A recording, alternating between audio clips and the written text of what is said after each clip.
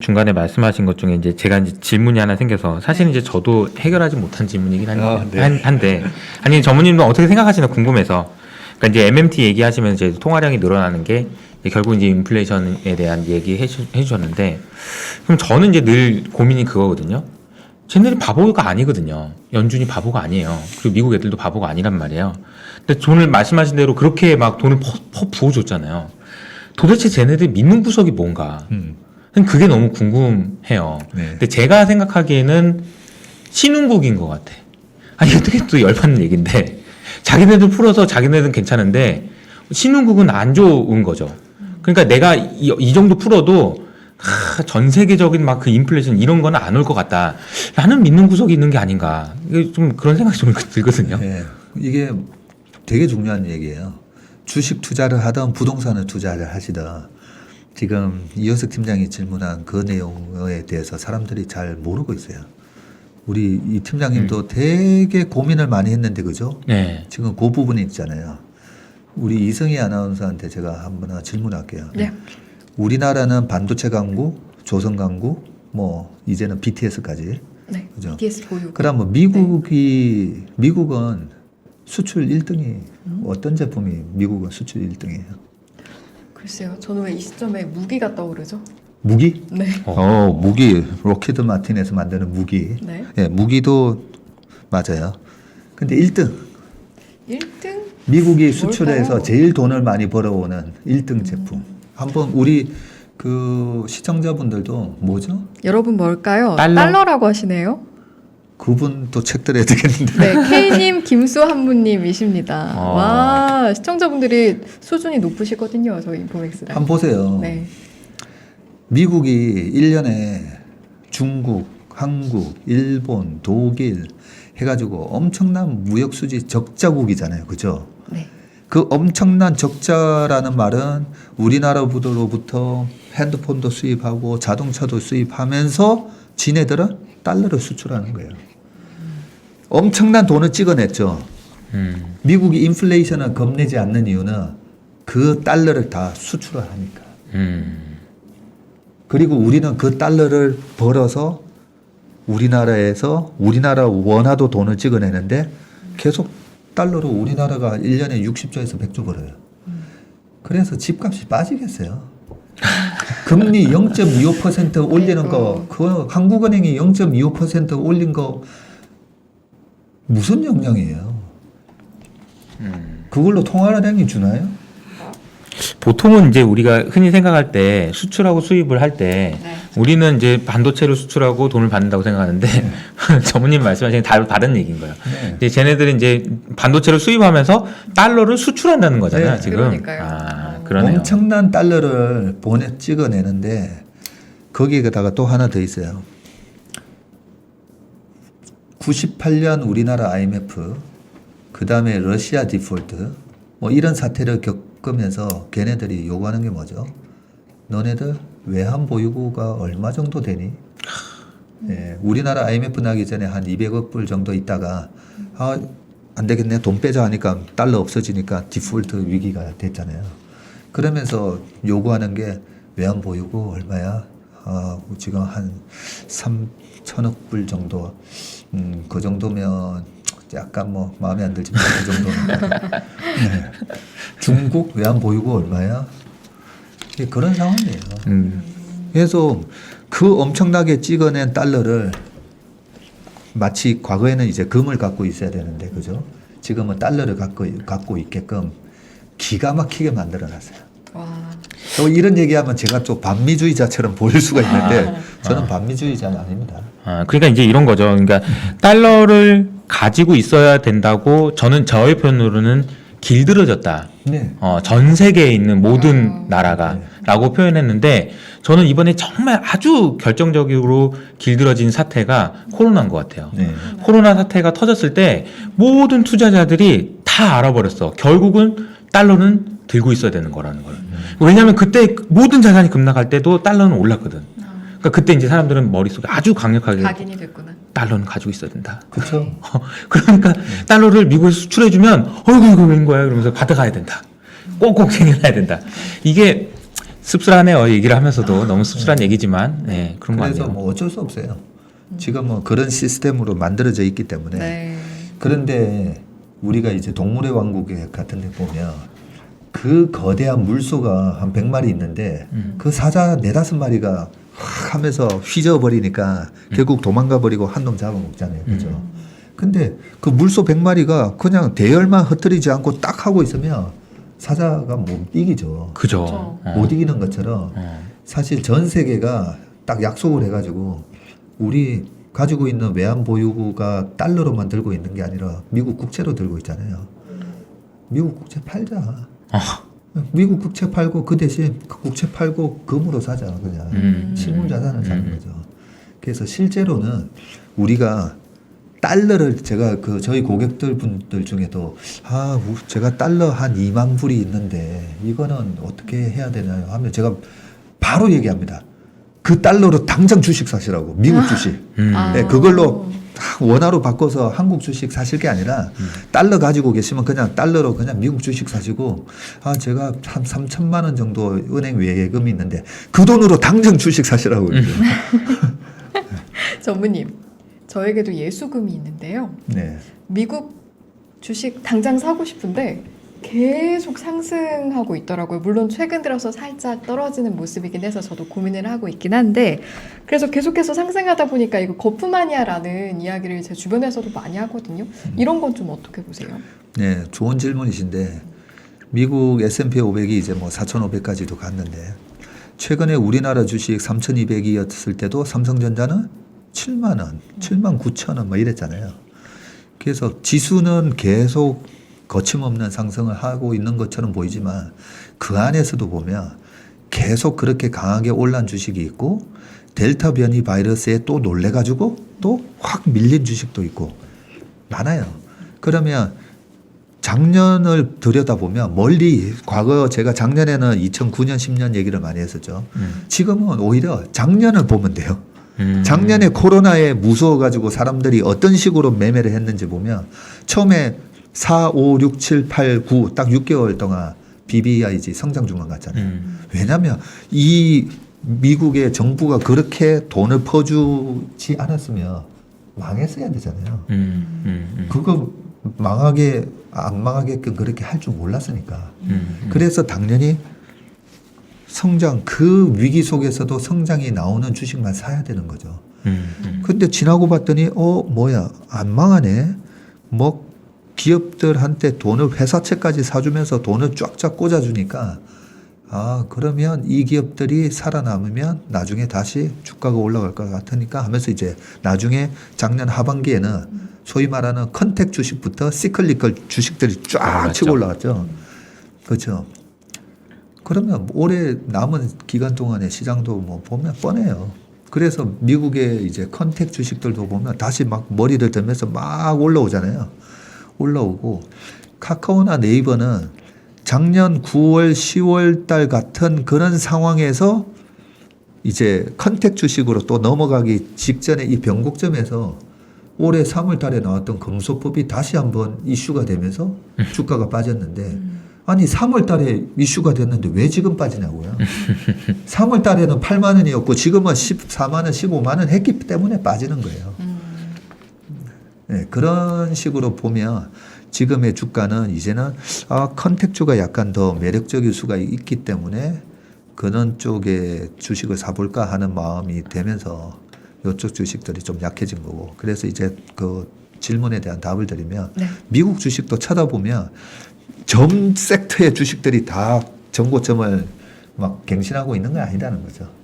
그래서 미국 주식 중에도 저는 컨택 기업들이 너무너무 매력적이에요. 왜냐하면 이번에 가서 눈으로 확인했잖아요. 보시니까. 네. 네. 그동안에는 정부 보조금 받아가지고 굿즈와 서비스가 있으면 나가서 서비스를 못하니까 재화만 샀다면 전자상거래 통해 가지고 뭘 막 이렇게 구입을 했다면 지금은 막 산타모니카 해변에 막 나오는 사람들처럼 막 물밀려 나와요. 물밀려 나오는데 지금이 어느 수준이냐면 우버 드라이버를 통해서 이제 그 LA에서 이제 지나가면서 그 우버 드라이버가 얘기를 하더라고요. 지금 유니버셜 스튜디오 가면 예전에는 2시간 걸려서 한 번 탈 걸 지금은 2시간에 한 5번 탄다는 거예요. 아직까지 안 돌아왔어요. 아직까지 다. 예, 이쪽 서비스 업종에는 20%밖에 안 돌아왔어요. 아직까지 80% 매출이 다시 회복될 룸이 남아 있어요. 그래서 저는 미국 주식을 보더라도 그런 컨택 섹터를 보면 아주 매력적이에요. 그러면 작년에 코로나 때 내가 주식을 지를 걸 그렇게 생각 안 하셔도 돼요. 지금 사시면 돼요. 그런 기입니다. 알겠습니다. 네. 많은 참고가 될 것 같네요. 댓글 주시는 분들 중에서 네. 이제 전무님이 뭐 강세론자냐 아니면 신중론자냐 이게 나오네요. 이게 막 이제 보면은 올해 이제 사실 이제 시장에 대해서 전무님처럼 이렇게 정확하게 이렇게 가이드를 이렇게 딱 주면서 동학 개미 분들한테 자 이렇게 하세요 이렇게 잘 해주신 분이 별로 없어요. 그러니까 정말 그 적중률도 굉장히 높으셨고 그랬는데 그럼 지금은 이제 시장에 대한 판단은 조금 이제 여러 가지 오늘 얘기를 해주셨는데 어떻게 보고 계신 건지 질문 좀 드려도 될까요? 이제 네. 시장에 대해서. 그 질문에 대한 이제 명확한 답변을 드리면 어떤 분들은 이제 시장 끝났다. 그죠? 끝났다. 뭐 유동성 장치 끝났다. 뭐 이런 얘기도 많이 하시는데 이번에도 보면 미국의 페드 들어가 보면 이제 리세션 기간이 이렇게 음영으로 해서 나오잖아요. 그러니까 99년 닷컴 버블 끝나고 2000년, 2001년, 2002년까지 리세션이었고 경기 이제 침체기였죠. 그리고 2007년에서 8년 넘어가면서 금융위기 겪고 2008년, 9년 리세션이었죠. 그죠? 그러고 나고 이번에 2020년 리세션이었죠. 그 리세션 기간에 그 다음에 페드가 작동을 해서 돈 풀고 아니 그러고 나서 2, 3년 안에 다시 더블 딥 오면서 리세션 온 게 어디 있어요? 없죠. 없어요. 그래서 뭐 통계적으로 얘기를 하자고요. 통계적으로. 없어요. 그러면 돈을 얼마나 푸느냐에 달려 있는데 그 돈 풀려 있는 게 이제 그때 당시에 뭐 중국의 경제 성장이나 미국의 경제 성장이나 이런 거에 따라서 돈은 그 내일의 금맥이라는 마크 파버가 적은 책에 나오죠. 유동성의 수도꼭지는 연준이 푸는 거죠. 페드가 풀어주는데 이 풀어준 돈들이 흘러가는 거는 시장이 결정을 해요. 그래서 제가 자꾸만 매일 나스닥 시장을 아침마다 보는 이유가 전 세계에서 가장 효율적인 미국 시장에서 그 풀려난 돈들이 어느 섹터로 흘러가는지를 유심히 보는 거거든요. 예. 그렇게 보면 그 풀려난 돈들이 이제 그 기업체 장사하시는 그 식당까지 다 갔고 그 식당 주인분의 어떤 분은 이 돈으로 뭐 하지? 그걸로 그 식당 리노베이션, 인테리어 공사 같은 것도 하고 옆에 나온 건물 하나 더 사기도 하고 그 돈 받아가지고 집 사기도 했대요. 예, 그러니까 자산 가격이 막 올라가죠. 그리고 실업급여부터 시작해가지고 그런 여러 가지 구제금융 받은 노동자들은 그 돈 가지고 이제 하다가 그 돈은 그 돈대로 썼죠. 그 다음에 이제 고용이 되면 고용자로부터 또 돈을 받을 거잖아요. 또 그 돈 가지고 쓸 건데 다들 이제 여행에 대한 목마름이 있는 거죠. 그런 측면에서 오늘 아침에 보면 뭐 하나투어가 이제 해고된 직원들 다시 다 들어오라 할 정도로 그런 게 이제 실물 경기에서 보이잖아요. 그런 걸로 보면 시장은 박전무는 강세론자냐 신중론자냐. 올 1월 달부터 신중론자 됐다가 주가가 빠지면 저는 강세론자로 바뀌죠. 네. 왜냐하면 지금 뭐 비싸져서 나오는 조정이에요. 비싸져서 나오는 조정이기 때문에 저는 빠지면 강세론자로 바뀌는 거예요. 그게 저는 우리가 진정한 가치 투자자라고 보면 애널리스트나 펀드 매니저나 다 이제 가치를 얘기하잖아요. 근데 정작 주가가 비싸지면 목표가 올리고 주가가 빠지면 오히려 목표가 내리고 그게 아니라 좋은 주식이 이제는 매력적인 가격이 되면 강세론자로 저는 바뀝니다. 그래서 뭐 하이닉스 15만 500원 갔다가 10만 원, 9만 원대쯤 끄면 그런 거를 살려고 신중하자고 했던 거예요. 그렇지. 그리고 카카오도 PBR 제가 말씀드렸죠. 카카오 8만 원, 9만 원에서 조카 보고도 살았다가 2달 반 만에 17만 원 갔는데 PBR이 12배 넘어가는데 그러면 PBR 12배 나오면 이게 좀 조정이 있을 것 같은데 그럼 어느 정도 가격에서 적당하나요? PBR 8배 저는 PBR 8배 밑에면 되게 매력적으로 봐요. 그 정도의 플랫폼 기업이면. 그런 식으로 지금은 좋은 가격을 기다려야 된다는 거죠. 그게 예를 들면 시장이 작년에는 한가운데 직구만 계속 던져줬어요. 그냥 휘두르면 되는 거였어요. 근데 올해는 변화구를 계속 많이 던지면서 그 투자자들로 하여금 삼진을 유도했는데 그 볼이 들어오는 걸 워런 버핏이 얘기한 것대로 직구를 기다리자는 거였죠. 그 직구가 뭐냐면 이렇게 좋은 기업들이 가격이 싸지는 거예요. 네.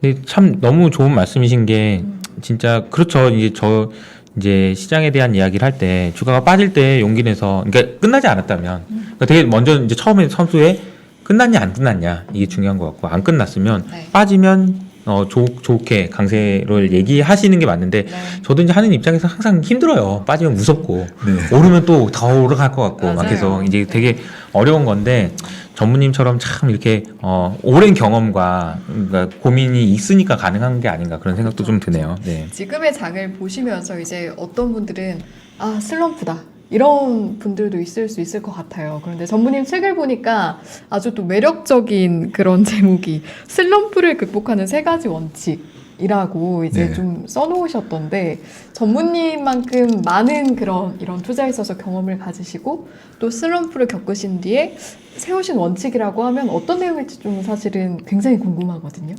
그 책에 보면 네. 그 첫 줄이 제가 최근에 나온 방송에서 어떤 진행자가 슬럼프를 극복하는 방법에 대해서 물었다라고 되어 있는데 그게 이 자리에서 지난번에 박정호 교수가 물어봤던 이 얘기예요. 자리인가요? 네. 우리 연합인폼에서 네. 이 첫 방송에 제가 나왔을 때 그 질문을 하시길래 네. 그때 제가 말씀드렸던 거는 뭐였냐면 제가 파생 매매를 할 때 저는 하루짜리 단타 매매도 되게 많이 했었어요. 그러면 뭐 6번, 7번 기가 막히게 맞추다가 어느 날 하루 딱 틀리잖아요. 그러면 오기가 생겨요. 오늘 150만 원 잃었네. 그러면 바로 그 다음날 이 150만 원을 만회하려고 들어가요. 네. 그런데 그 전날에 뭔가 제가 잘못 봤으니까 틀렸잖아요. 그러면 그 다음날 또 잘못 볼 가능성이 높아요. 잘못 봤으니까 제가 잃은 거거든요. 그래서 그 다음날 매매를 해보잖아요. 그러면 극복이 잘 안 되고 오히려 더 잃어요. 더 잃는 경우가 많아요. 그래서 그런 수많은 시행착오를 겪다가 제가 내린 결론이 그 상승의 흐름이 깨졌을 때 잃었잖아요. 그러면 쉬는 거예요. 무조건 그 다음날은 오기가 생기는데 아니야 쉬어야 돼. 흐름을 끊어버리는 거예요. 이 끊는 게 어떤 개념이냐면 그때도 제가 말씀드린 것 같은데 예전에 SK 야구단 SK 와이번스 김성근 감독님. 김성근 감독님 얘기를 했었죠. 김성근 감독님이 한창 SK를 여러 번 우승시켰을 때 제가 SK 야구하는 거 보면 정말 얄밉게 해요. 그래서 김성근 감독님에 대한 안티가 많아요. 왜냐하면 상대방 LG, 롯데, 한화 다른 팀 입장에 있어는 운동 경기는 흐름이잖아요. 흐름인데 딱 상대방 투수가 이제 지치거나 그러면서 그동안에 6이닝 동안 무실점으로 막다가 볼넷이 딱 들어가요. 이제 기회가 왔네. 그런데 바로 투수 바꿔버려요. 투수 진짜 자주 바꿔. 네, 그래서 김성근 감독은 욕을 많이 했던 거예요. 딱 이제 공격해 볼 만한 하다면 갑자기 투수 바꾸면 어떻게 되죠? 저 불펜에서 막 걸어 나오죠. 그러면 이번에 나도 안타 쳐야지 하던 선수가 흐름이 끊겨버려. 흐름이 끊겨요. 옆에서 기다려야 되잖아요. 한 5분 동안. 연습구 막 던지고. 네. 그리고 그렇게 잘하던 정건우 선수가 한번 에라를 까잖아요. 정건우 선수를 바꿔버려요.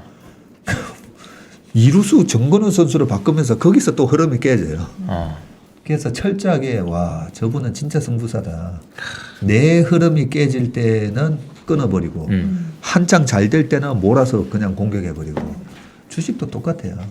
그래서 슬럼프를 극복하시려면 뭔가 이번에 자꾸만 그걸 이제 분기 기준으로 하시면 좋은데 주식을 되게 잘하시는 분은 한두 달은 내가 터져도 결국은 분기 기준으로는 다 회복한다 이런 게 있으시더라고요. 그래서 분기 기준으로 내 흐름이 조금 깨지잖아요. 그러면 조금 포지션을 이거 뭔가 좀 잘못된 것 같은데 하면서 좀 쉬는 것도 이제 좋은 방법이에요. 그런데 이제 제 책에서 적어놓은 슬럼프는 네. 인생의 슬럼프예요. 아, 그래요. 네, 인생 살다가 슬럼프가 오잖아요. 네. 올 때마다 이제 첫 번째 방법은 이제 새옹지마로 생각하는 거고, 두 번째는 실패해서 배우는 경험이 너무 많아요. 그래서 저는 이제 아이들 뭐 교육 얘기도 좀 많이 하는 편이거든요. 네. 저희 상담하러 오시는 분들 중에 90%는 제가 교육 얘기를 많이 해요. 좋은데요? 네. 일석이조로. 네.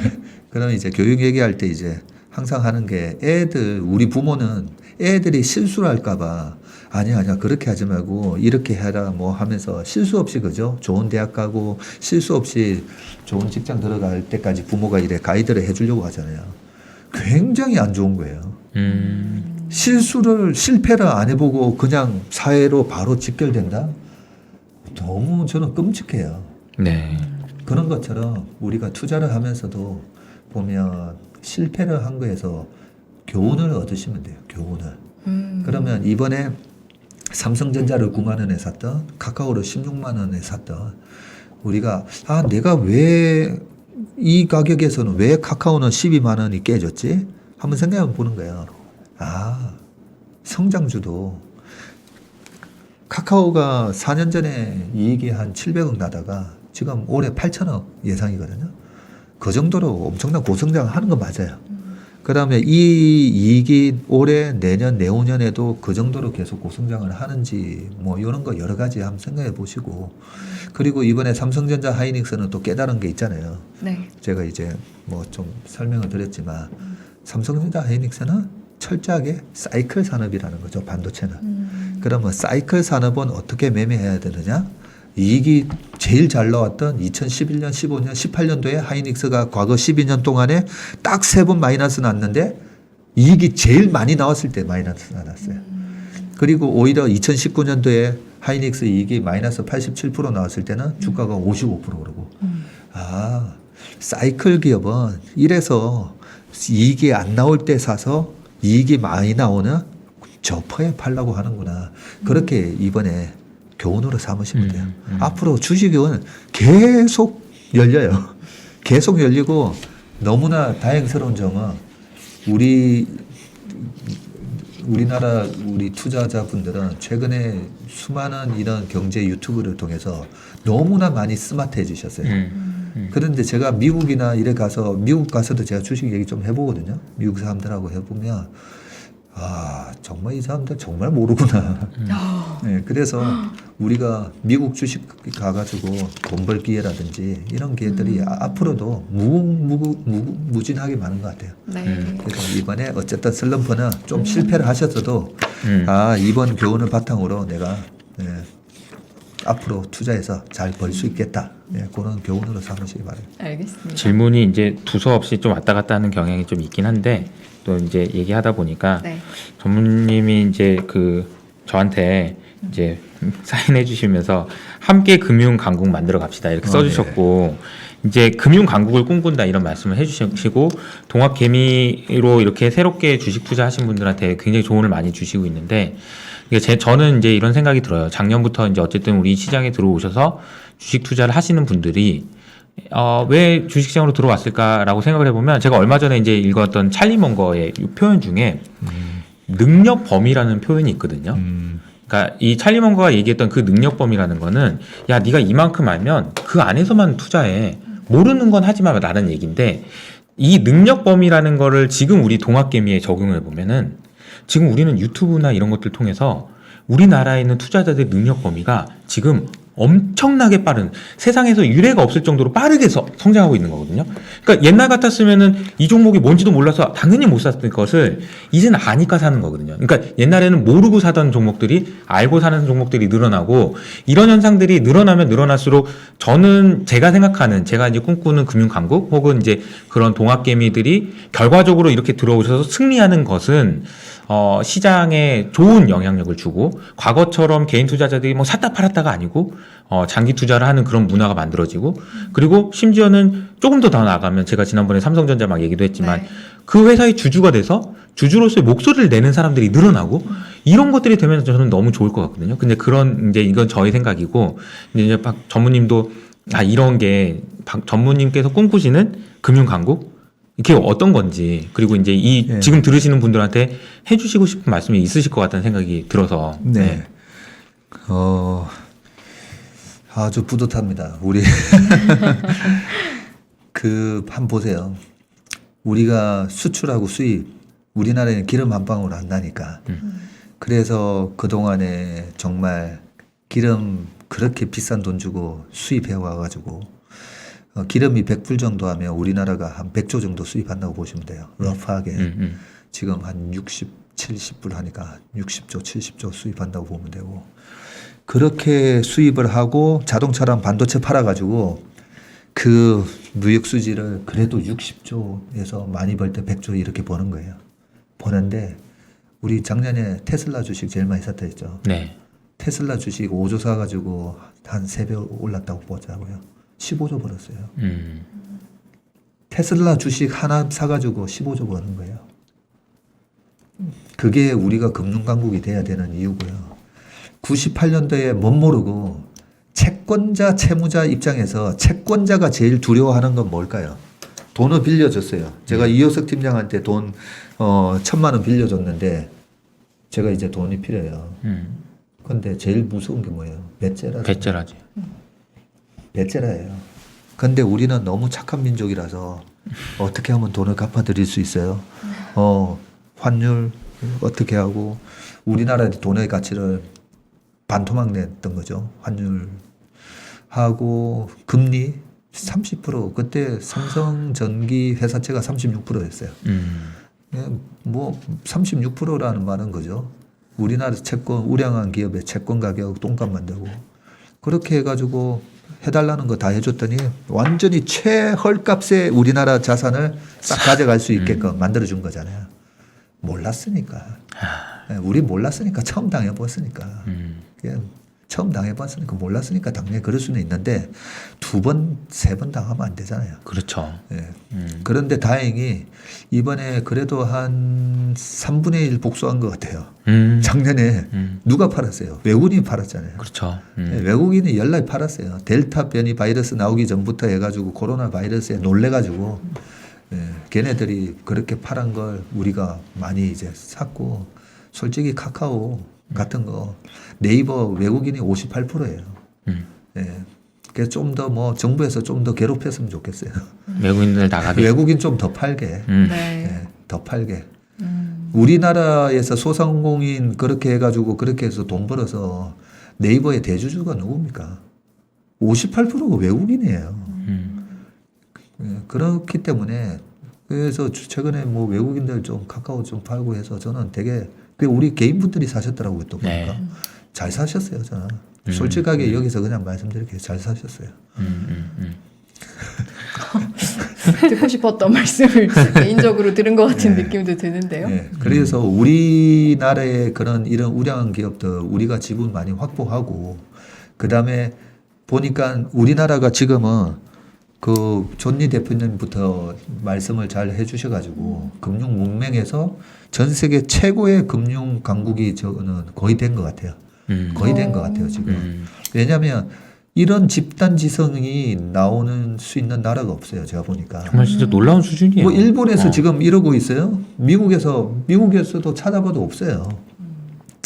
그래서 이렇게 우리 연합인포맥스 다른데 뭐 3%부터 해가지고 이렇게 좋은 컨텐츠를 그리고 이렇게 수많은 국민들이 매일 아침부터 이 늦은 시간까지 공부하는 나라 없어요. 진짜 맞아요. 대단한 것 같아요. 네. 그런 부분이 있어서 우리 이효석 팀장님이나 저 혼자는 저는 뭐 제가 아는 거는 이 시장 분석 조금 잘 하는 것밖에 없고 저 우리 이효석 팀장 방송 나오는 거 보고도 되게 많이 배웠어요. 그런 이효석 팀장 뭐 제가 뭐 다소리 뭐 이한영 본부장 다 제가 데뷔 시켰잖아요. 그런 사람들이 용감하게 나와서 맞든 틀리든 그런 그래도 전문가들이잖아요 우리가. 음. 주식 투자를 어떻게 하는지에 대한. 그래서 너무 뭐 사서 마이너스 5%, 10%, 15% 나는 거 그거는 당연한 거예요. 당연한 건데 결국 그런 식으로 해가지고 1년, 3년, 5년 그렇게 워런 버핏도 그렇게 해왔던 거고 그죠? 찰리 먼거도 그렇게 해왔고 그래서 엄청난 금융에서 부를 얻는데 제가 보니까 우리나라 개인들의 수준이 지금은 너무 높아요. 굉장히 높아요. 네. 예. 그래서 그러니까 이제 뭐 공부를 했다는 게 단순히 이제 공부했다고 해서 돈 버는 건 그건 아니야. 근데 네. 이렇게 안 당할 수 있어. 안 당할 수 있어. 그러니까. 진짜. 이번에는 어. 안 당했어요. 안 당할 수 있어. 이번에 코로나 위기에 저는 너무나 정말 감격스러워요. 저는.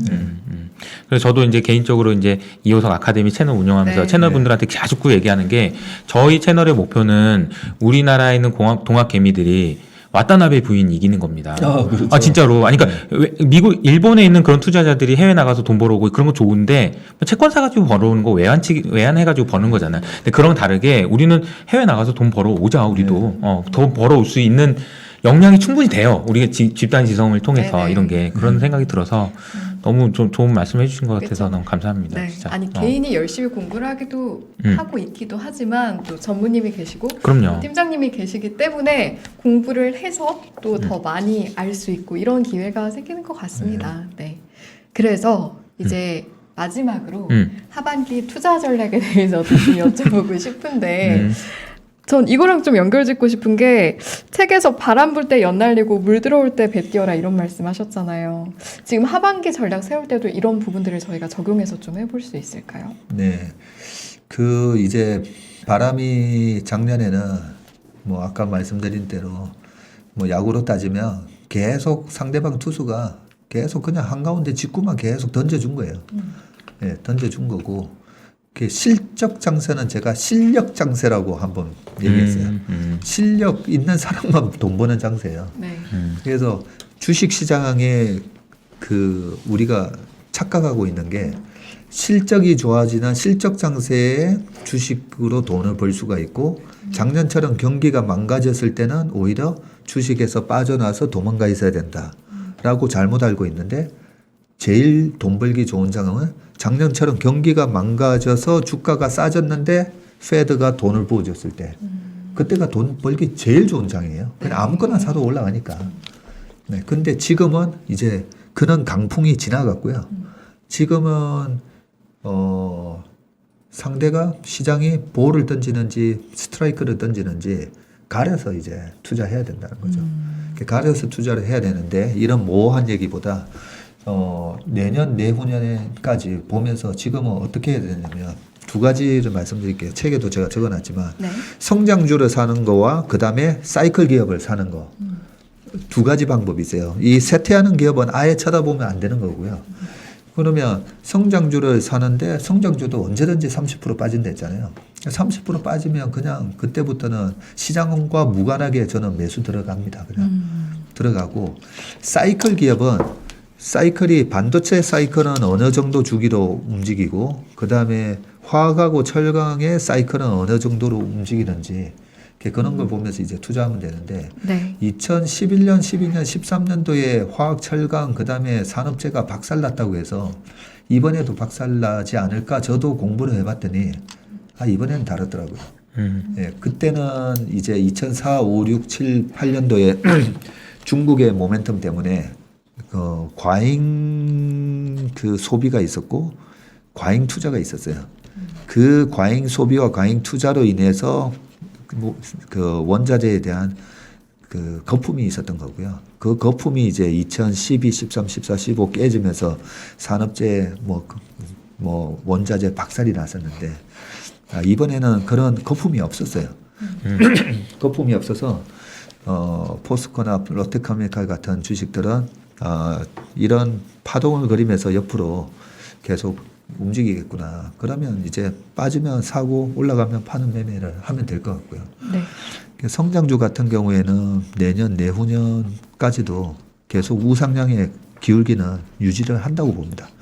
단지 공부를 안 하고 막 산 사람들 때문에 이런 털고 가는 그런 움직임을 기회를 잘 활용해야 되는데 이유 없이 주가가 빠지지는 않아요. 네. 이유 없이. 그래서 이번에 금소법에 대한 그런 게 있었고 또 미국에는 남아 있는 게 바이든 정부의 이제 증세 문제가 남아 있죠. 예, 부채 한도 상향 조정해야 되는 게 9월 말로 됐다가 이제 10월 말, 10월까지는 어떻게든 만들어야 되는데 거기서 뭐 25%냐, 28%냐, 24%냐 어쨌든 그래서 그 증세에 대한 부분이 확실하게 나오기 전까지 좀 주가가 흔들렸다가 오히려 발표되고 나서는 뭐 좀 오히려 별 영향 없는 것처럼 움직일 그런 가능성이 있기 때문에 미국 주식도 조금 가운데 직구 스트라이크가 들어올 때까지 조금 기다렸다가 사셔도 될 것 같아요. 직구 스트라이크라고 하면 앞서 말씀해주신 그런 신호가 될 만한 지점들. 네, 좋은 가격. 네, 좋은 증세 이슈가 가격이 있기 때문에 네, 고점 좋은 대비 가격. 한 20% 30% 빠질 때. 그리고 이제 또 이제 미국에 다녀오시면서 이제 느끼셨던 네. 그러니까 미국에서의 경제 환경이 굉장히 좋다. 이런 거를 또 이제 우리나라 시장으로 연결해 보면 사실 미국의 소비가 좋다라고 하면 거기에 이제 수혜를 볼 수 있는 우리나라 기업을 찾는 것도 좋은 방법일 것 같다는 생각이 들어요. 그죠? 네. 아까 네. 말씀하셨던. 네. 그래서 알겠습니다. 뭐 어떤 종목이 될지는 이제 여러분 같이 이제 찾아봐야 되겠지만. 그러니까요. 네. 그리고 항상 보면은 우리가 이렇게 이제 그 극단적으로 이렇게 안 좋은 상황에서 좋아지기 시작할 때 이제 소비 쪽에서 이제 그 수혜를 보는 업종 혹은 스타 종목들이 막 발굴이 돼요. 이제 그런 종목들을 찾으시는 것도 되게 도움이 될 것 같다는 생각이 듭니다. 네. 알겠습니다. 그리고 뭐 이번에 미국 가서 느꼈지만 그 시간대에 따라서 우버를 타보면 50불 정도 나오는 거리인데 시간대에 따라서 130불이 나오기도 하고 그래서 굉장히 자본주의적인 시장이구나. 그러네요. 네, 그걸 보면서 속으로 또 한편 여기서 또 기회가 막 보이더라고요. 내년에 여행이 이렇게 다시 미국은 진짜 빠르게 지금 이제 코로나로부터 이렇게 탈피하고 있어요. 뭐 유럽, 덴마크 이미 했고 영국 했고 그죠? 그래서 빠르게 이제 정상화되는데 그러면 내년에 정상화됐을 때 방금 그런 우버 가격처럼 사람들이 쏠리면 얘네들은 철저하게 가격을 비싸게 만들어서 팔 거예요. 그렇죠? 그렇죠. 네, 그게 뭐가 될지는 업셀링이라고 하죠. 이제 네, 업셀링. 업셀링이 막 나오기 때문에 그러면 주가는 무조건 YOY잖아요. 작년, 전년, 동기 대비 해가지고 그러면 내년 5월, 6월, 7월, 8월 생각해 보면 뭐 제 상상으로 보면 내년에 비행기 티켓 가격, 뭐 크루즈 티켓 가격, 뭐 이런 것들이 엄청나게 비싸져서 막 그렇게 거래되겠구나. 뭐 그런 상상을 합니다, 저는. 네. 그런 데서 한번 그게 맞나? 제가 얘기했죠. 대중들이 인지하지 못할 때, 대중들이 박정무 저 얘기 맞나? 네, 다들 반신반의할 때. 네, 반신반의할 때 사는 거예요. 인지하지 못할 때가 중요한 게 또 그때가 좋은 가격이더라고요. 네. 그렇죠? 핵심 포인트. 네. 원래 그래서- 처음에 같이 방송할 때는 주린이었는데 네, 요새는 그렇게 이제 시작을 했죠. 네. 청소년 정도 되는 것 약간, 같아요. 주식 청소년 정도. 엄청 중요한 걸 마지막에 그러니까 얘기했네. 이제 네. 좋은 말씀 많이 해주시고 네. 있어요 요새. 다 전문님께서 좋습니다. 말씀해 주신 거고요. 팀장께서 네, 말씀해 네. 주신 것처럼 살짝 이제 주워 먹는 정도로 네, 오늘 함께 해봤습니다. 뿌듯합니다. 감사합니다. 네, 그래서 오늘 저 이렇게 한국, 미국 시장 이야기도 해보고요. 또 투자의 본질, 전략에 대해서 말씀을 해주셨고 마지막으로 하반기 투자 전략까지 이야기를 나눠봤습니다.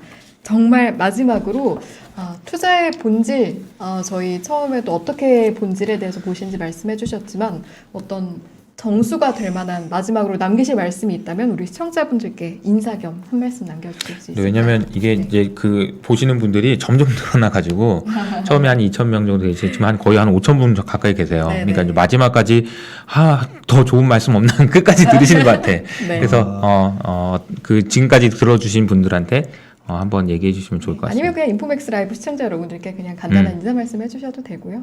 네. 네. 그 주식은 제가 보니까 제가 앞으로 한 55년 정도 더 살 것 같아요.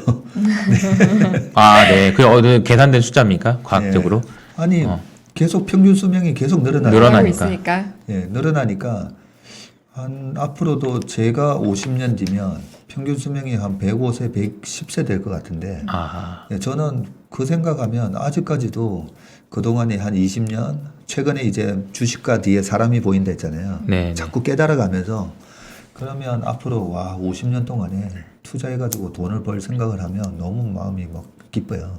그런 것도 이제 우리 시청자분들도 줄일이나 했는데 지금 청소년 되셨잖아요. 네네. 예, 반드시 이렇게 열심히 공부하시면 어느 순간은 친구분들하고 얘기해 보시거나 주식을 안 하는 사람들하고 얘기해 보다 보면 내가 벌써 이만큼 성장했다는 걸 느끼실 거예요. 그죠? 맞아. 안 한 사람하고 비교해보면 네. 확실히 맞아요. 차이 나죠. 네. 느끼실 거예요. 그리고 제가 늘 강조하는 건데 우리가 일본 캔들 차트라고 하잖아요. 캔들 차트 아시죠? 양봉, 음봉. 네. 양봉하고 음봉은 뭐가 차이가 있죠? 올라갔다 내려갔다 아닌가요? 오늘 주가가 내리면 음봉인가요? 네. 저는 그렇게 알고 있었는데 아니에요? 그러니까요. 네. 시초가 잘 대비 모르실 것 같아서 오, 종가가 이제 아니군요. 좀 차이가 있어요. 시초가가 마이너스 5%로 시작했는데 마이너스 2%로 끝났어요. 아, 그러면 양봉이에요. 아, 오늘 카카오가 양봉이 났죠. 그렇죠. 그러니까 카카오가 양봉이 났죠. 빠졌지만 양봉. 네. 아, 그래서 가끔 제가 생각한 거랑 그 색깔이 다르더라고요. 아, 맞아, 그래서 그런 맞아, 거군요. 맞아. 네. 그래서 그거 제가 말씀드린 이유가 저는 제 인생을 양봉 인생이라고 생각합니다. 내가 내 인생을 어떻게 규정을 하는가가 되게 중요해요. 그러면 보세요. 시초가가 상한가로 시작을 했어요. 금수저로 태어났어요. 근데 말로가 안 좋아요. 장대 음봉으로 끝났어요. 뭐는 의미가 있어요. 그죠? 근데 시초가가 흑수저로 시작해도 돼요. 그리고 중간에 한번 내가 잘 나가다가 한번 확 망했어요. 제 주변에 그런 분 되게 많아요. 제 주변에 500억 이상 버신 분들 보면 정말 깡통 나가지고 마포대교 한번 갔다 오신 분들 되게 많아요. 그런 분들은 뭐 학벌도 좋고 그러다가 완전히 상한가 맞았다가 그러고 다시 몇백억 버셨어요. 그래서 저는 우리나라가 OECD 자살률 1위 26.7명 뭐 한 30명 하는데 특히나 50대, 60대, 70대 자살률도 되게 높아요. 그런데 우리가 90세, 100세까지 살아야 되거든요. 근데 하한가 한번 치고 결국은 내 인생이 70세, 80세, 90세 될 때 양봉으로 끝나면 돼요. 저는 항상 그 생각을 하고 있기 때문에 그래서 저도 이제 책에 보면 제가 실패를 하고 제가 이때까지 뭐 이룬 거 제대로 없는 사람이라는 걸 제가 자세하게 적혀 있어요. 네. 자세하게. 아우. 예.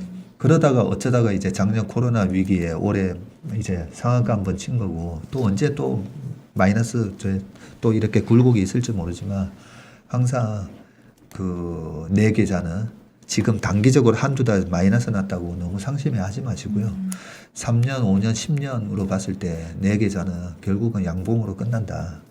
네, 좀 그런 마음으로 투자를 하셨으면 좋겠습니다. 네, 명언과 함께 투자를 넘어서 좀 인생의 어떤 본질이 되는 조언까지 해주시는 시간이었던 것 같습니다. 지금 시간이 주식 시간인가 인생 시간인가 이런 고민이 될 아무래도 정도로. 시간인 것 같습니다. 그쵸? 그러니까요. 네. 네. 아쉽지만 이제 보내드릴 시간이 된 것 같아서 3부 아. 여기서 마무리를 좀 해보려고 합니다. 네. 저희 3부 이 시간 채슬리 주식회사 박세익 전무님과 함께 해봤습니다. 오늘 너무 잘 들었습니다. 네, 네, 감사합니다. 수고하셨습니다.